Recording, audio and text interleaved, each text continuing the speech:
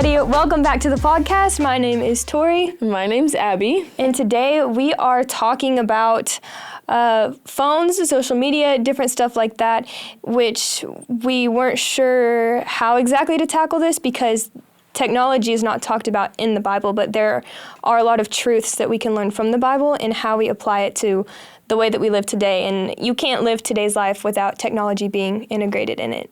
Because it's everywhere. So to start us off, we're going to read a little bit of scripture, as we always do, if you want to go ahead and start that. So verse 10, it starts with, Then the word of the Lord came to Samuel.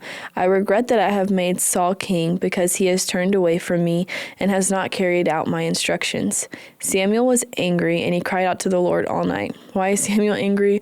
Probably because he has to go tell Saul this news from God. But, okay.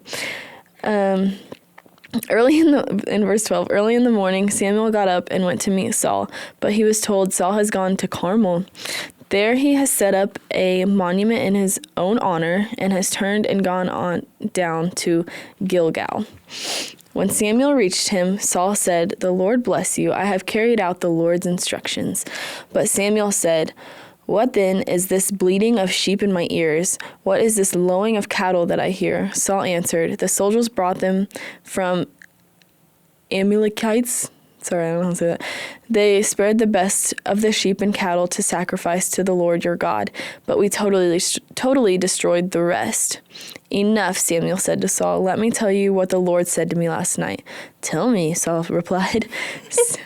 Tell me. Tell me what God said.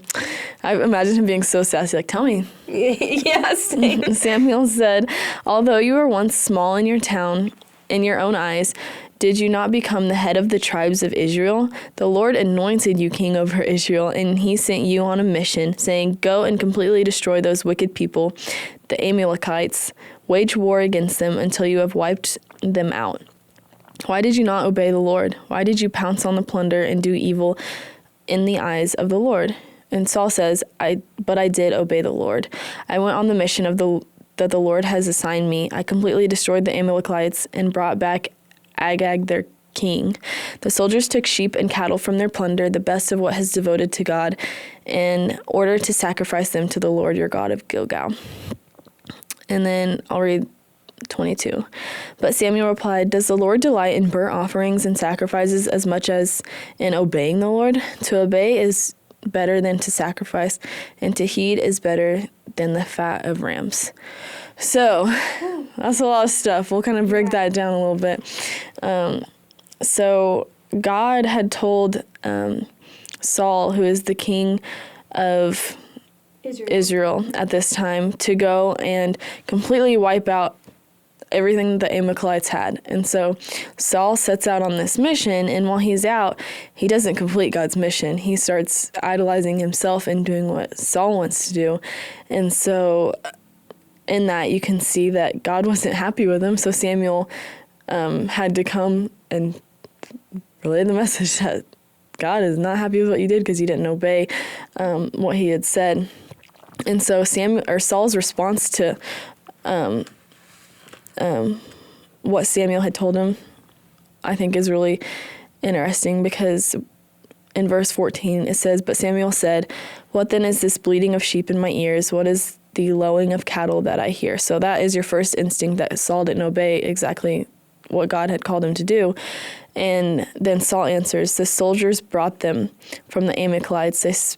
And so Saul answered, "The soldiers brought them." So instead of taking the blame in that moment, Saul immediately blames that on the people. Like, he didn't take the blame whenever it was Saul's mission to go complete. And so I feel like that's just relating back to us. A lot of times whenever we're idolizing something, we immediately say, "Oh, it's because of past circumstances. Oh, it's because of fill in the blank." And Saul, like we talked about earlier, he was jealous. And so I'm sure that in this, it talks about how he started putting himself above God. And so he started idolizing himself. One thing, as you were reading, something that really stood out to me was verse 20 where it says, Saul said to Samuel, I have obeyed the voice of the Lord. I have gone on the mission on which the Lord sent me.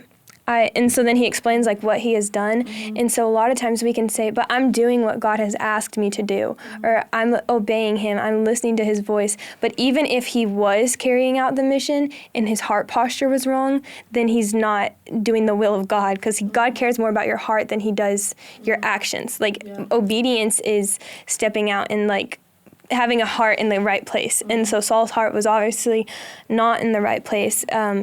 And you continue to read the book of 1 Samuel, and you just see Saul become the destruction of himself. And idol worship, this is the thing, when we read the Old Testament, it's all about idol worship. Like, God is trying to get the Israelites to the promised land. God's trying to redirect people.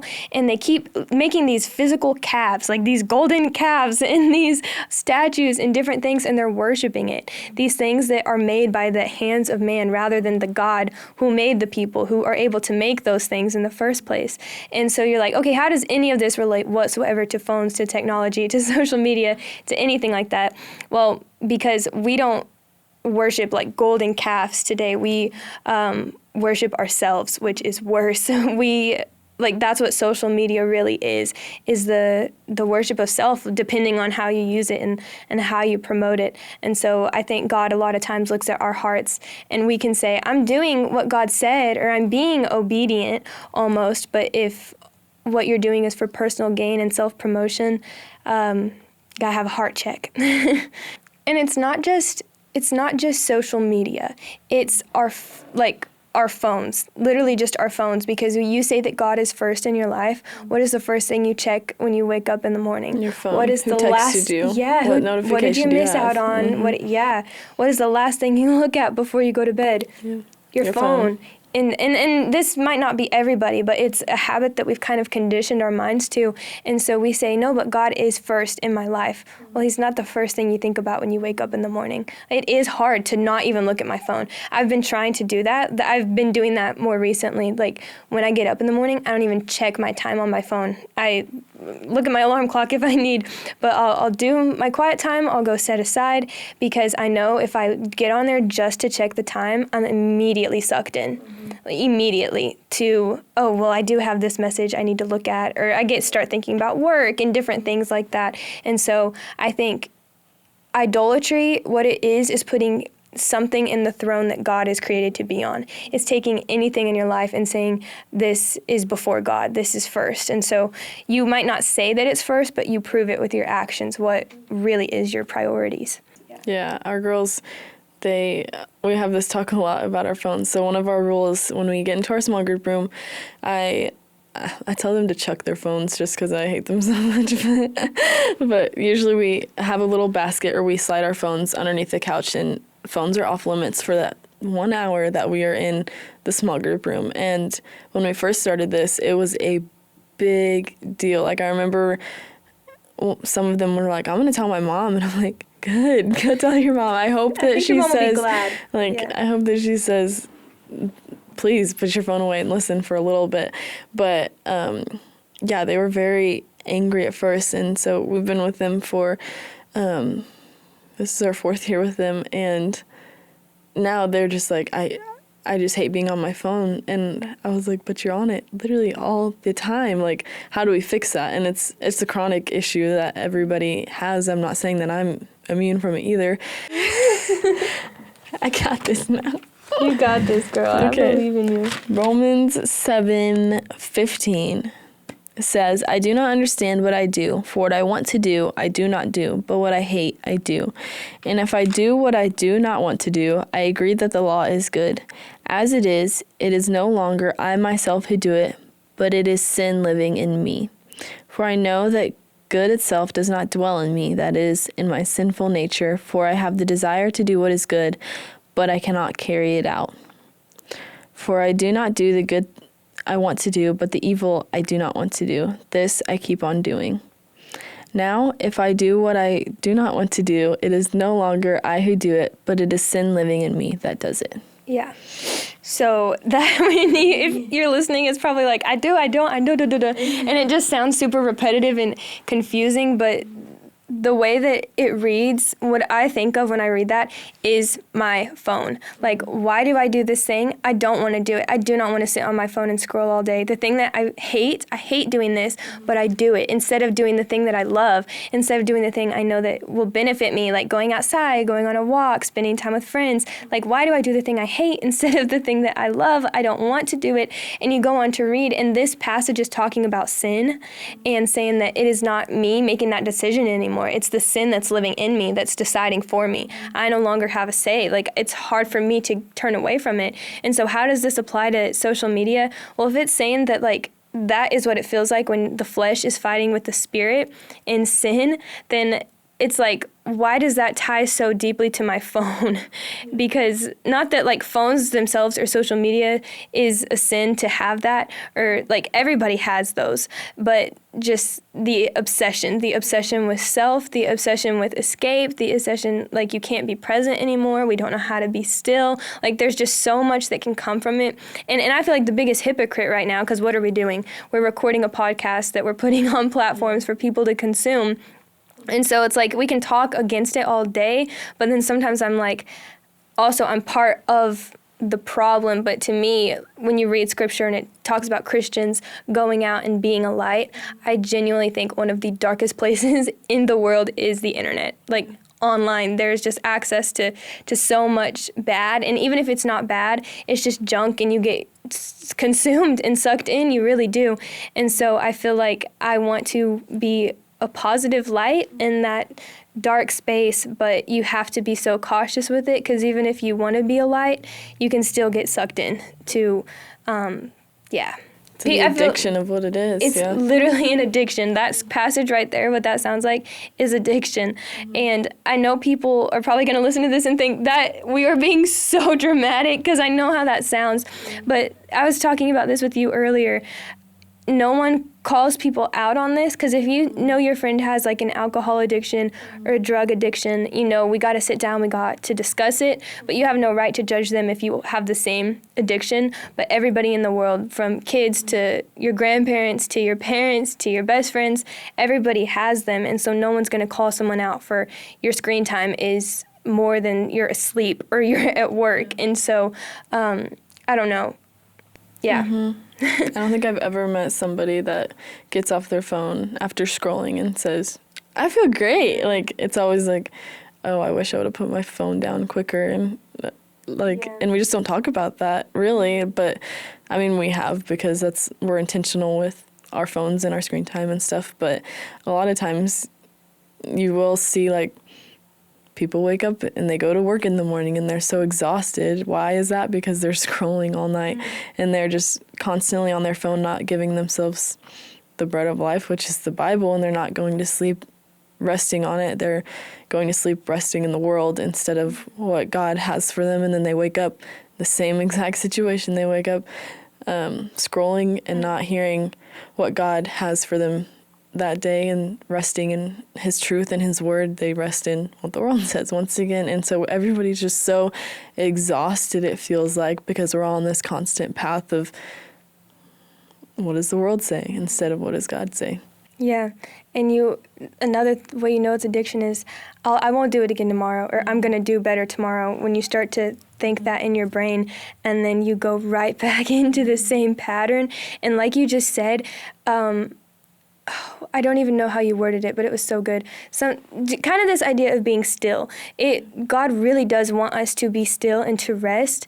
And you can rest. You can be the laziest person on your phone scrolling all day long, but that is not resting. Your brain is actually having an over amount of information, because you're getting like, as you scroll, you can see something about like, you can see 500 different people's lives in a minute. That's not rest. That is overwhelming. That is loud. That is noise. How are you going to hear God's voice when there's noise? Even if you're not listening, even if it's like funny, lighthearted videos, so you're not filling your mind with like, or you don't think that you're filling your mind with the opinions of other people and different thing. Like, I'm still listening to God's voice. Yeah, but you can't when there's so much noise. So people are like, where is God? I can't hear them. I struggle to find him. God's not going to yell over your phone. He's sitting here like waiting to whisper in your ear, and you're not allowing him to because everything is so loud. Yeah, he's the still small voice. And sometimes they're like, as you're scrolling, you don't even realize how loud it is, but you put your phone down for a few seconds and you just like hear the silence. It's almost like humming. The nine money Non-money. the mind numbing silence is what I meant. But just like the overwhelming silence that is almost uncomfortable because we don't know how to be still anymore. We don't know how to rest. And when I went on my first mission trip this year, and we were in the mountains, living in tents for a few days, and I remember there was a moment where we went in this little creek and we were swimming to cool off because it was so hot, and I'm like, this is just, like, I'm in God's creation, and I just had never felt more peaceful. Not spiritually, like I was going through spiritual warfare because I'm fighting against the darkness, trying to share the gospel. Like mentally, I was unwell, but at the same time, I felt like I'd never felt better. And I remember, this is so funny, I remember sitting in like the creek and just swimming, and I said out loud, man, the only thing that would make this better is if I had some fruit. An orange fell from the tree in my lap. And I laughed, but I just thought, this is the closest thing I'm ever going to experience to the way God intended the world to be. In the very beginning, when Adam and Eve had like everything and it was perfect, and the Lord just provided for them, and it wasn't so chaotic and so loud, and people just rested and enjoyed each other's presence. No one had our phones in the mountains. Like, maybe we took a couple of pictures, but they died, and then we didn't want to charge them. I had some students on the trip, and they were like, I'm not charging my phone. I don't even want to look at notifications right now. And the moment we got back to the hotel, all of our phones, ding, ding, ding, ding, ding, ding, ding, like back to the real world. And so we can never rest because we can't really get away from contact. And it's hard to even enjoy being in the presence of other people sometimes, because my work comes with me everywhere I go because I have my phone. And I know that was not the way God intended for things to be. And the people who made phones and stuff, they say that their intention was, to bring people together to, now I can talk to people all across the world. Like, it's supposed to help us to connect, but it just causes so much division. I found a statistic. How do they do these studies? I don't know. But it said that 71% of people spend more time on their phones than with their significant others. 71% of people. And so even going into dating and marriages and stuff, they say communication is the most important thing, like, that really keeps you together. You don't even have to communicate. You can just escape it and, like, get on your phone. I don't know. I just feel like we're so disconnected with the world, with, like, nature and what God created us to be in, but also with God's people, and we're so desensitized because we can just scroll and scroll and scroll, and then a really sad advertisement will come up, like kids starving in Africa, and you scroll, and then Kim Kardashian's got new vitamins, and then you scroll, and you know what I mean, though? Because it's like those, you feel them at the same level because they're on the same platform. Those are not meant to be felt the same. Like, we've lost our ability to really empathize and be compassionate with people, and I just feel like us as people, the way that God has created us, we're so, we struggle to even be compassionate anymore. And Jesus was all about compassion. So I just went on 12 different points just then. I know, that was a lot. I don't know if you have anything to say about any of that. I'm sorry. My brain just, yeah. No, that was good stuff, though. That was good. Yeah. I feel like, how do you help this? Like, look, we can sit here and say, this is the problem. This is all the things wrong with phones and social media and internet. But, like, how do you fix that? How do you get past that? And honestly, I feel like it starts with boundaries, setting boundaries. And honestly, kind of part of my story is growing up, I wasn't allowed to have social media. I had my little flip phone until I was a freshman in high school, I think. And I did not have social media until I graduated from high school, and I could literally see the difference it made in my life and in other people's life, because I would go to school excited to talk to other people and see what's going on in their lives, and they'd already know. They knew what was going on in everybody's life because you post about it. And honestly, like high school, you're a lot more vulnerable on your social media, like, oh my gosh, this guy just broke up with me. So like everybody had the inside scoop, and I'm coming to school like, how are you guys doing in your relationship? And they're like, you didn't see we broke up? And I'm like, no, like I don't see those things. But it's a crazy, like, delete social media for a little while and see the difference that it makes. And honestly, like, it's funny that I say that because I don't think that people can delete social media. Like, I think it has such a stronghold on people that nobody can, because they don't want to be out of the loop. They don't want to not know what's going on. And I see it now. I do have social media, and I see that how much easier it is to get in contact with people and see everything that's going on. But I think other ways, like deleting it. So I kid you not, and you know this, I have to do this because I know it's a legitimate problem for me. Like, I don't know how some people struggle with it, but it's like debilitating for me. It's very, very unhealthy. But I also don't want to be completely cut off. Like you said, if it didn't exist, sometimes I wish that it just didn't, but the fact that it does, I'm like, how can I tap into that and try to use it for good? But every time I post something, I delete the app. I won't have it on my phone. I do not want that temptation because I know I'm going to fall into it. And so every single morning, now that we have our podcast, I do my quiet time, and then I download social medias, I upload the reel, and then I delete it for the day. If I have a personal post, I'll do it then too. And it's not the most engaging time. That's the thing. Everybody says, like, post at these times, do that at this time, do that at this time.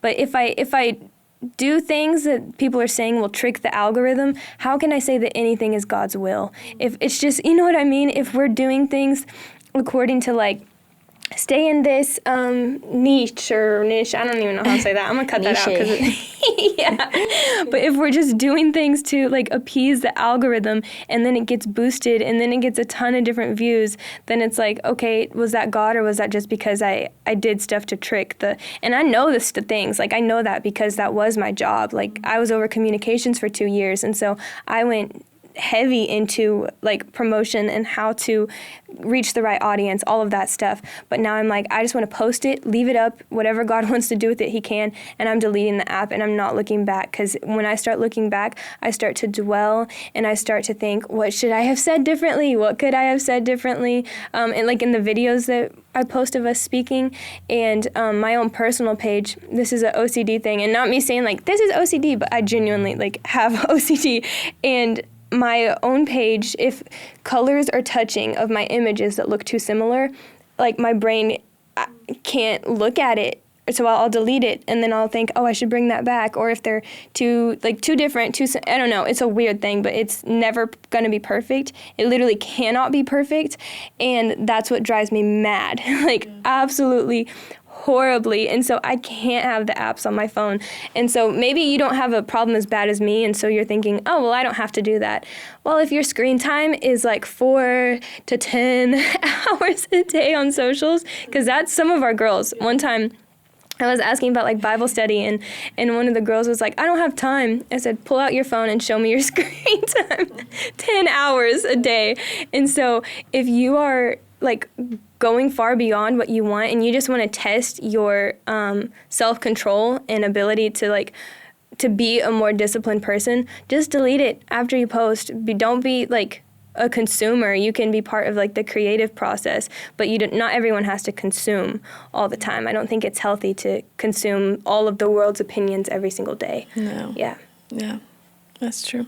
And I feel like it's so different. Like, seeing it now, I can be on my page and then be off, but, like, Reels is what gets me. Reels, I'm on there scrolling constantly, and so I had to set a timer for 25 minutes a day, because part of my job now is posting for our church, and so I get on there to post every single Monday through Friday, and sometimes weekends, but I have a 25-minute timer, and that's for all apps, like Instagram, Facebook. That's it. and then it kicks me off, and that's all I have for that day, which It's not like all I have. I don't even know what I'm saying. No, I do know what you're saying. Okay. But even with that, because I've set limits before too, but then all you have to do is hit like ignore limit. And you think, what is 15 minutes? 15 minutes is half of an episode of something on TV. 15 minutes is like 5 chapters of your Bible. What is 15 minutes? 15 minutes is a drive all the way across town. 15 minutes is a lot to just sit there and stare at a screen. So when you go to hit ignore limit, that was a habit that I got into. And so that's why I was like, no, I literally can't even have it on my phone, because I didn't have the self-control to just ignore later. And which I'm building that discipline in me, because it is hard every morning to download it and then delete it and then look away.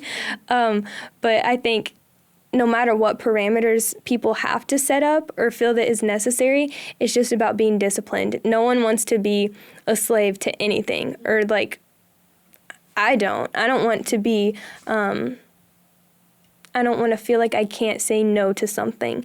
But there's times where I'm like, I'm just going to delete it completely, but it still exists and it's out there in the world. And so for some people that might be necessary, but you also kind of need to look into yourself and say, maybe this is something that, a area of my life I'm actually supposed to learn how to be disciplined in, and I actually have to get better at, not just run away from.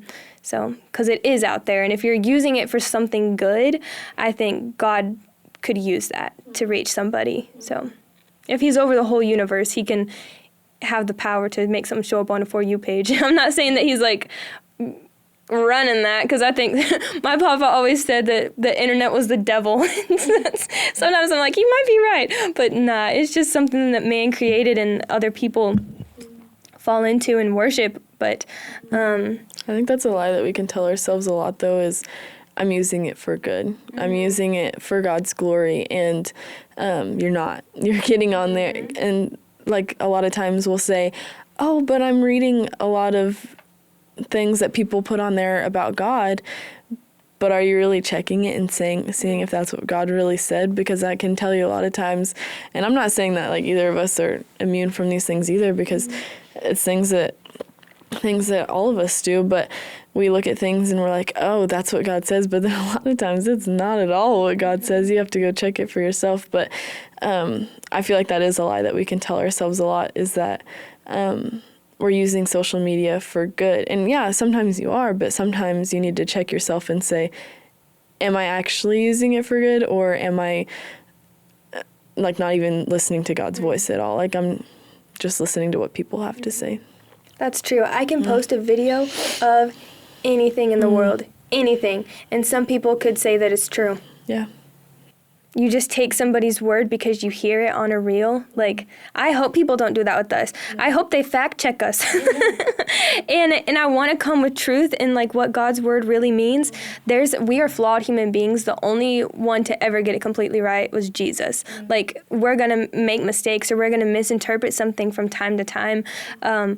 That's just bound to happen. But I would hate for someone to hear something and think, oh, that's absolutely true, instead of, oh, I think I should go read the Bible for myself.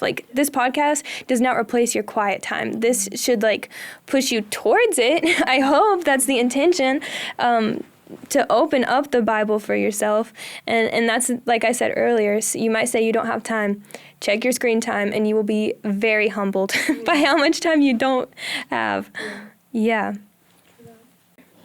Okay, 1 Corinthians 10:23 and 24 says, I have the right to do anything you say, but not everything is beneficial. I have the right to do anything, but not everything is constructive. No one should seek their own good, but the good of others.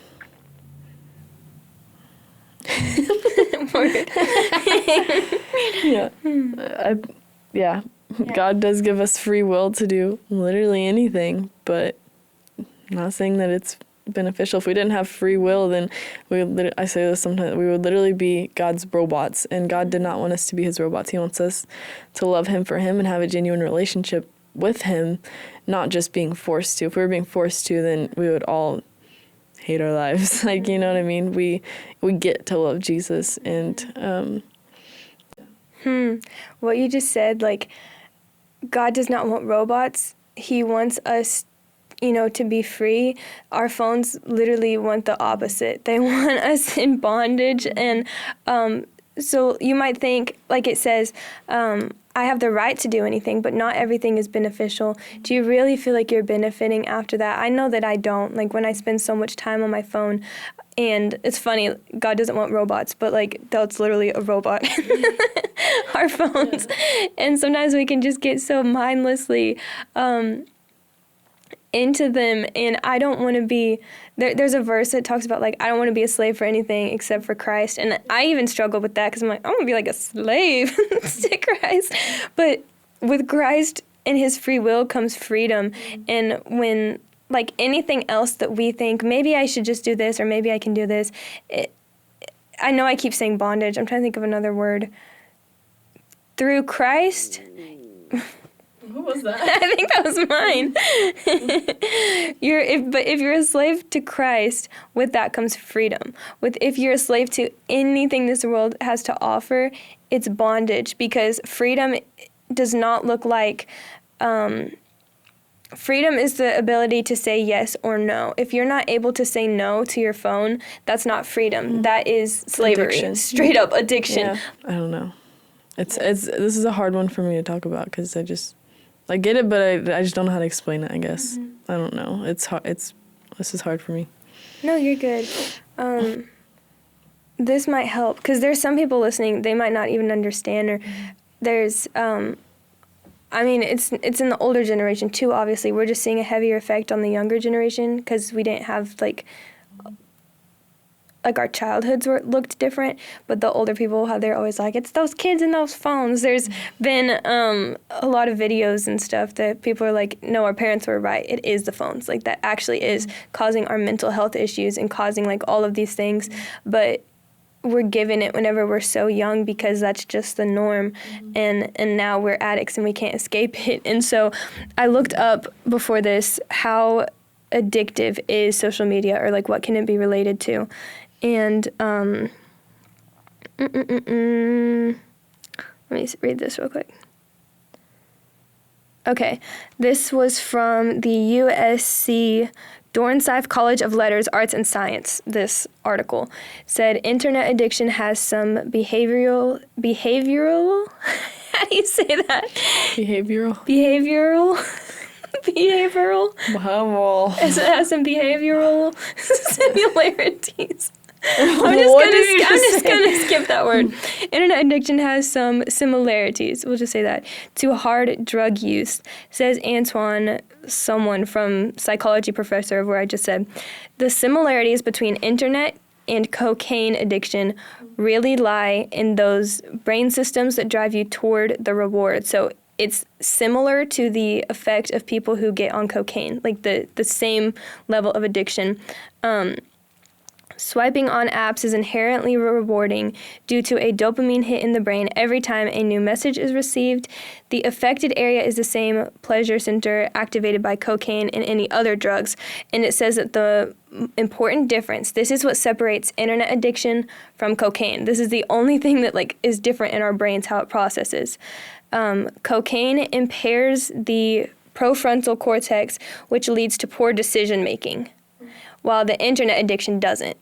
That's it. That's the difference between the effect that it has on us, is that cocaine, because you're not completely aware, you'll make bad decisions, whereas with social media and internet usage, it's not leading you, it's influencing you to make other decisions, but it's not affecting you in a way that you're not conscious. You're aware, which is almost worse. You're aware going into it, and you're aware it's wrong as you're doing it, but it's not leading to bad decision making. But that's the only difference in the addiction, which I thought was crazy, because it's not just, some people say it's like alcohol, it's like smoking, it's different things. It's like cocaine. That's how the addiction of internet has affected us, and we're giving it to ladles.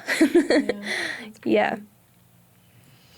I don't know. That's the only, we can steer away from the addiction side of social media and phone usage, because there's more, obviously, to it than that.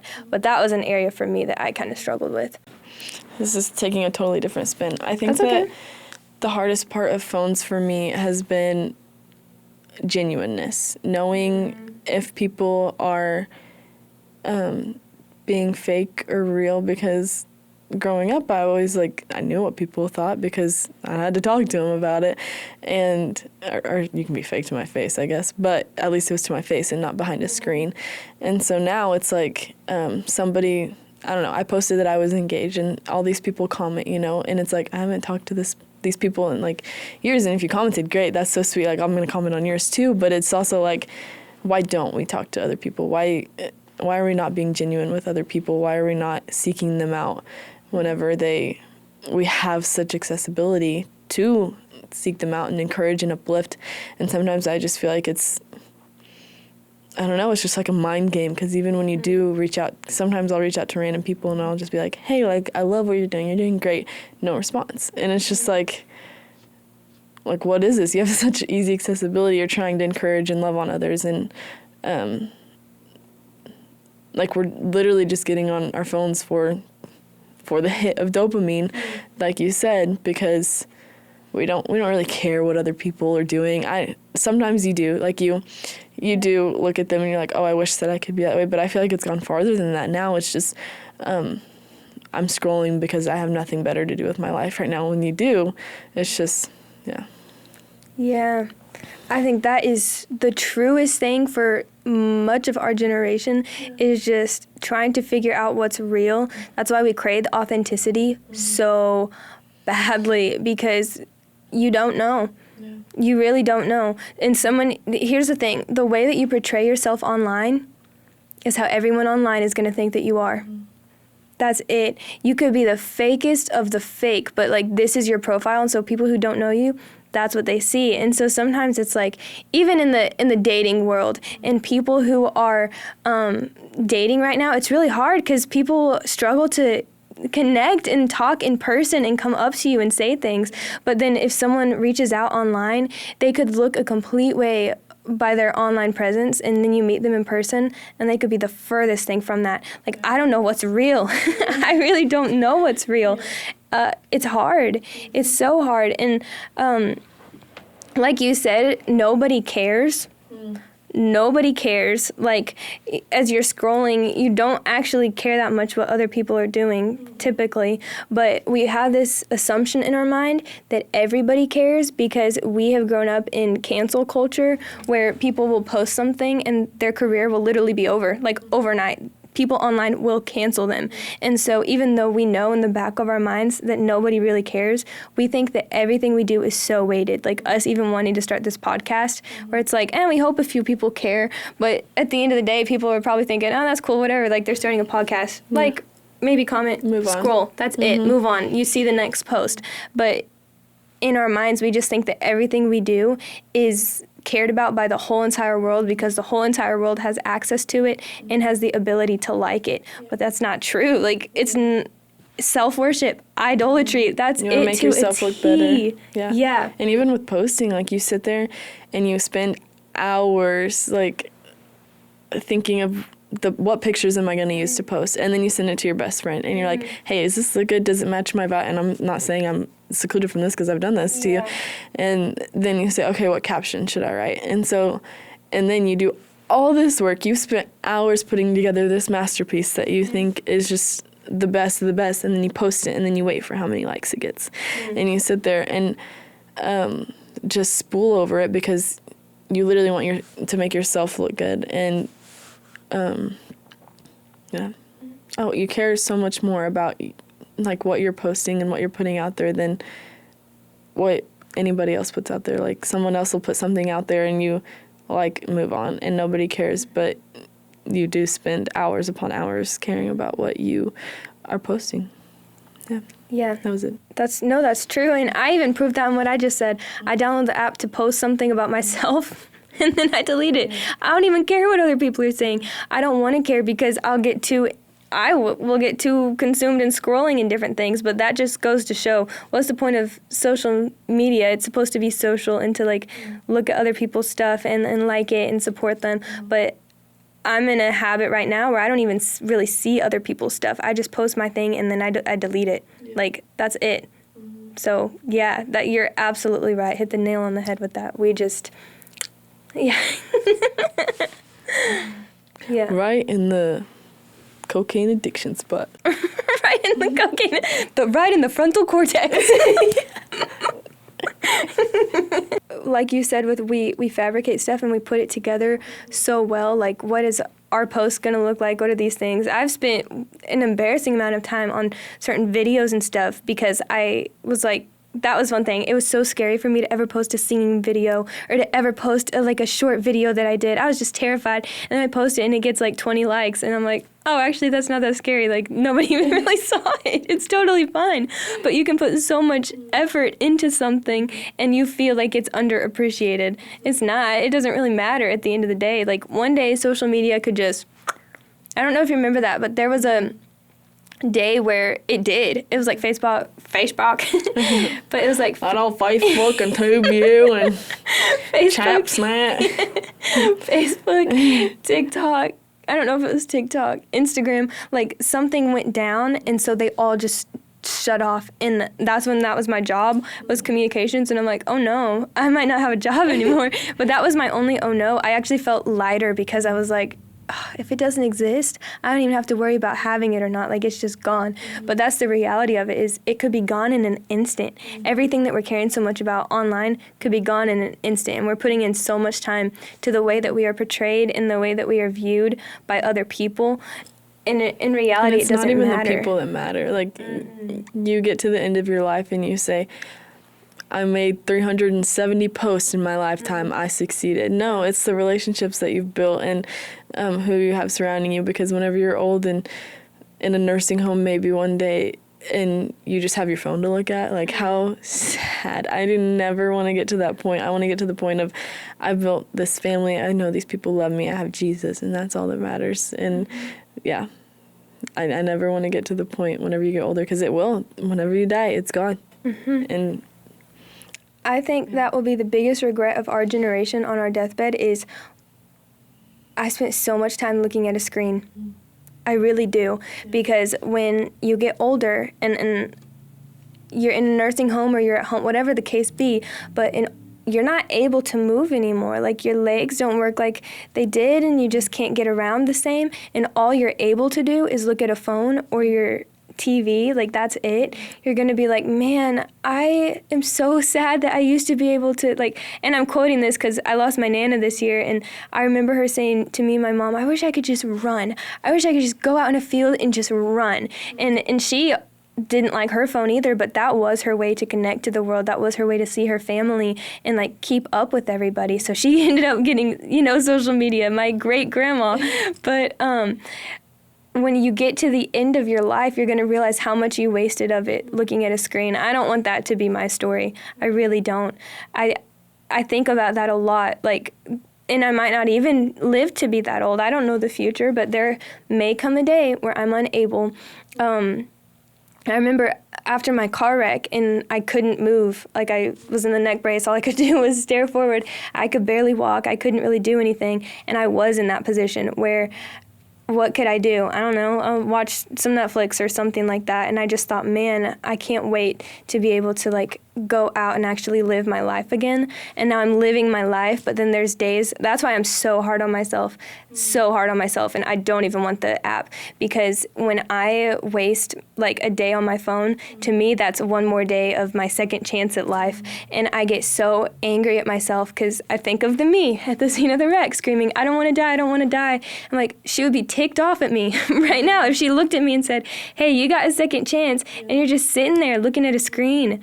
Oh my goodness, she would be so mad at me. And so I get very mad at me. I'm very hard on myself if I am just wasting my day, because a lot of my job at the church, I am looking at a computer. So why would I want to go home and just look at screens more if that's what I do here all day?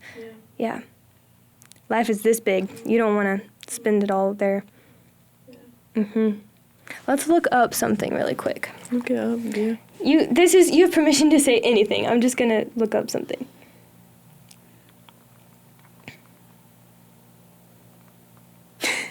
Tori, I was like, I don't know, I just feel like whenever, like, what if God comes back and we're like, hold on, I gotta check my phone real quick, make sure my Instagram had enough likes. God's like, I'm standing right here, man. Look at me. No, but really, he's right here all the time to talk to read the word from, and we're like, hold on. We have free access to him through the Holy Spirit, and we're abusing it by putting him to the side, not even seeking him at all. We're just looking on our phones. But if he comes back and I'm on my phone, I'm going to be like, oh, man. And the thing is, a lot of us it's funny, I'm looking something up, so I'm not, people watching are like, she's on her phone right now. But we spend so much of our lives being afraid of missing out. Like, that's why people are on it so much. They don't want to miss out. Even our girls in small group, my mom's going to need me. I'm like, how often is your mom trying to get a hold of you during small group? What if something bad happens? You can't do anything anyways. Like, you won't, I don't know. So we're always thinking we're going to miss something if we're not on it. And I'm guilty of the same thing. I always think, especially in ministry, what kind of text am I going to wake up to in the morning? But the problem's still going to be there after that. It still will. And so we need to not be so afraid of missing out, because being afraid of missing out has made us actually miss out on so much because we're not present anymore. But this is what I was looking up.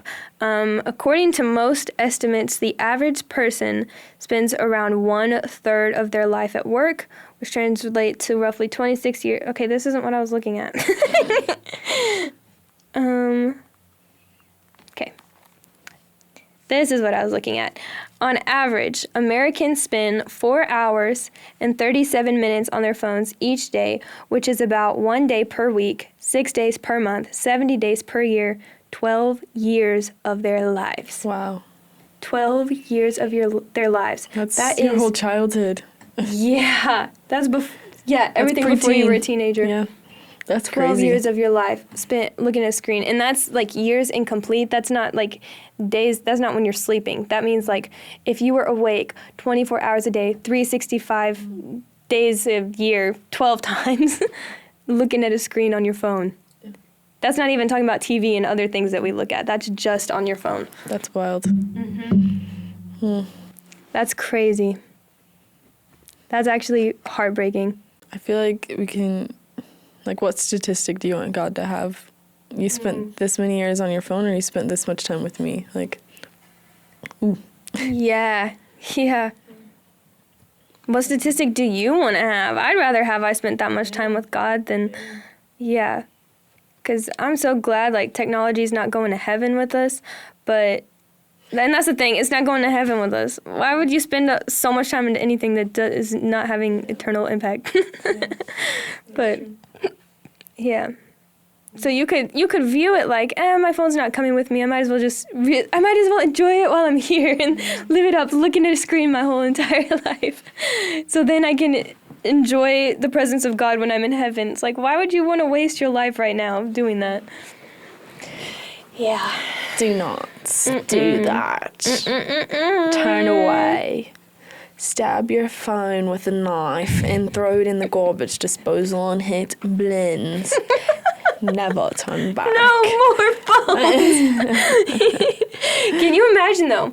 What if everybody's phones just stopped? That would be amazing.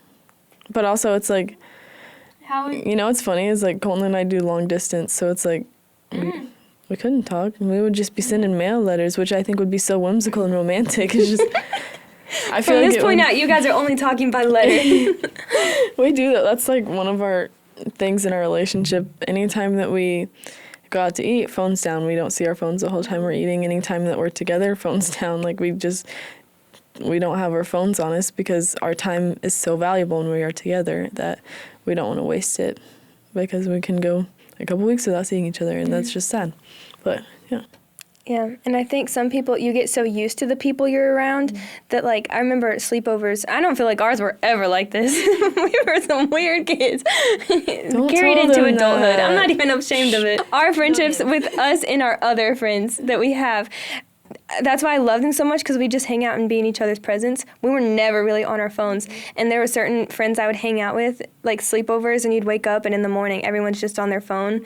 And it was just like, that's so I just want to like, hang out. With our girls' sleepover, this is the question that comes up is, do we allow phones? Like, we can have an hour where they can be on their phones. Like, how sad is that we have to set aside a time to say, you can be on there, like, not saying like we're the Nazis of, I mean, I am the Nazi. You can insert the picture that Can I please put the picture? We had this church camp, and whenever it's just a good deep discussion and they're sitting there on their phone, I'm like, are you even like listening to me? Like, whenever you're not even making eye contact, and it's just, you can see that they're so locked into their phone, and then they'll look up and be like, what are you talking about? What?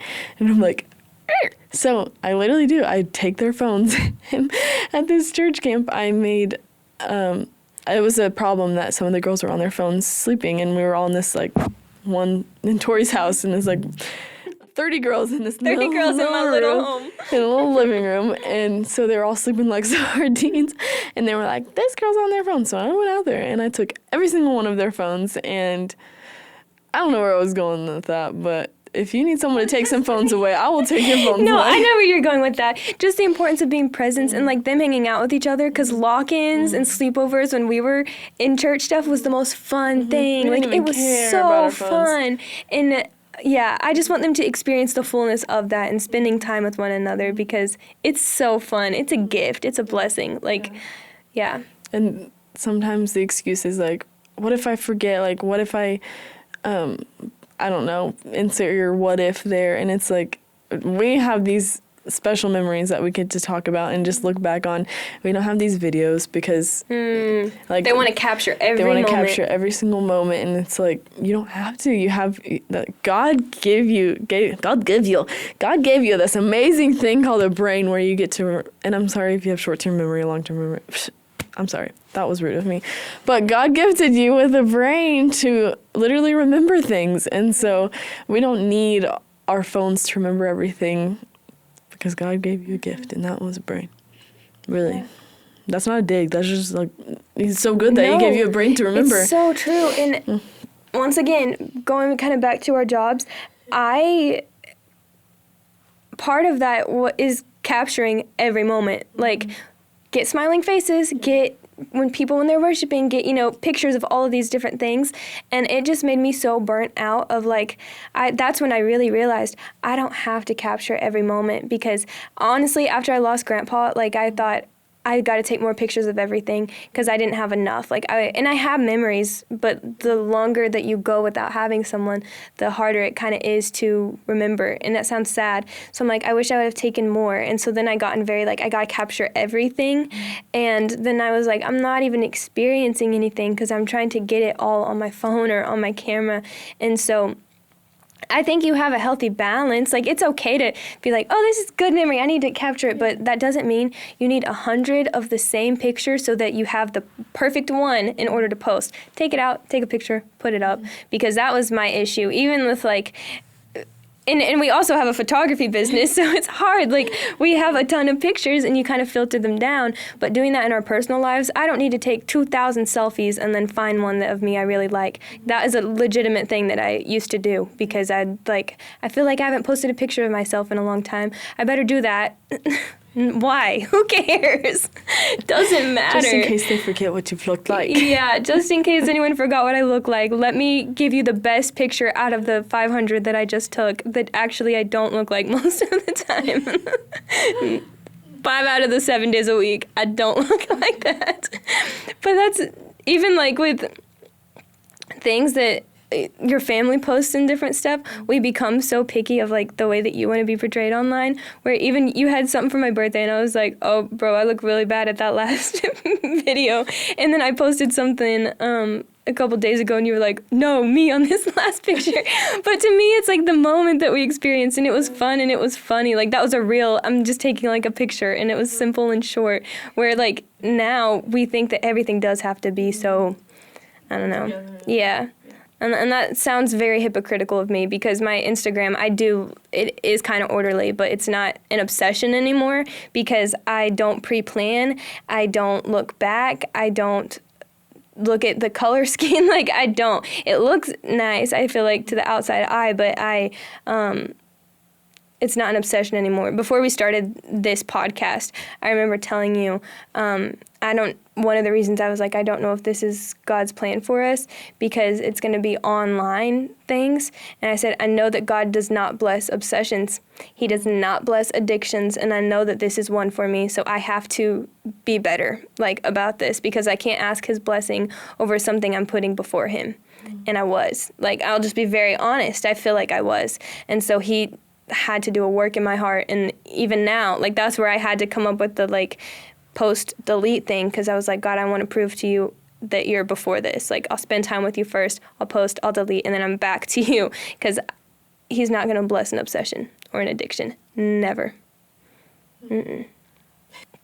With our phones, and we spend so much time on them, and the battery dies, and we're constantly recharging them. But with God and our relationship with him and our souls, they're constantly dying and they're exhausting, and we're draining them from being on our phones. But we have to recharge them with spending time with God. Yeah, I've seen this on social media.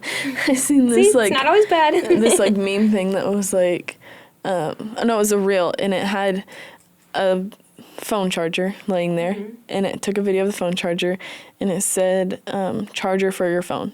Simple, we all know that. And then it panned over to a Bible, and it said charger for your soul, and I was like, ooh, that's so good, because you constantly every night or multiple times a day you have to recharge your phone in order for it to work. And so constantly we should be recharging our souls with the Word of God to function properly, because if we're not constantly charging ourselves, our souls are dead. They're not to their fullest extent, and we're not glorifying God with who we are, just like our phones. Yeah, that's true. And when our phones die, it seems like everyone goes into a panic, oh no, my phone's dead. What if somebody needs to get a hold of me? What if something happens? Call the police, that's what they're there for. Yeah, I can't, my phone's dead. Call Jesus. But yeah, you're good. But we go into a panic, oh no, our phone's dead, we need it. Do you have a charger? My phone's almost dead. But no one's ever oh my goodness, my soul is dying. I feel so unwell. I am spiritually, mentally drained, exhausted. Anybody got a Bible around here? We don't immediately think, oh no, something is wrong. I'm drained. I'm exhausted. Yeah. I need rest. And we don't go to get our souls recharged. We just complain about it. Or we go to the wrong things for rest. We go to even just sleeping. Obviously your body needs sleep. Physical rest. A lot of times we're oh, I'm just tired, I need to go rest. But that's where our obedience lacks. We don't we literally do not fulfill our souls with what God has for us. We just go to sleep and ignore him. Yeah. Have you ever just rested, actually been still in the presence of the Lord, played music, not talking, it's not even me, saying things, and just, sat there and been okay, God, just be with me. You were talking about before this. You can't, I don't know. It's a totally different experience that you have to experience for yourself. We can sit on here and say how good it is, but you literally have to experience it for yourself. Yeah. I said this to our girls a couple weeks ago. Me and Abby are heavy on accountability in everything. So maybe we should do an episode on that. We could speak on that for sure. But I told my girls, hey, if there's something you need accountable for, if you feel like you're spending too much time on your phone, because this was when they said, I just hate my phone. And we're okay, what are you doing to spend less time on it? Nothing. Okay, what if you send a screenshot of your screen time to a friend in here every single week? What if you guys had to do that with one another? And they're oh no, that's terrible. Okay, well, maybe that's what needs to be done. If you're hearing all this and you think, oh, you guys are just hard heads, get over yourself. Yeah, that's what we had to do, obviously. We had to get over ourselves and put the phone down and put God first. So if you think that, oh, that doesn't affect me, do a heart check. I think that's really important, because that's what we had to do. And yeah. Yeah, I think so too. And with that being said, XOXO, godly girls.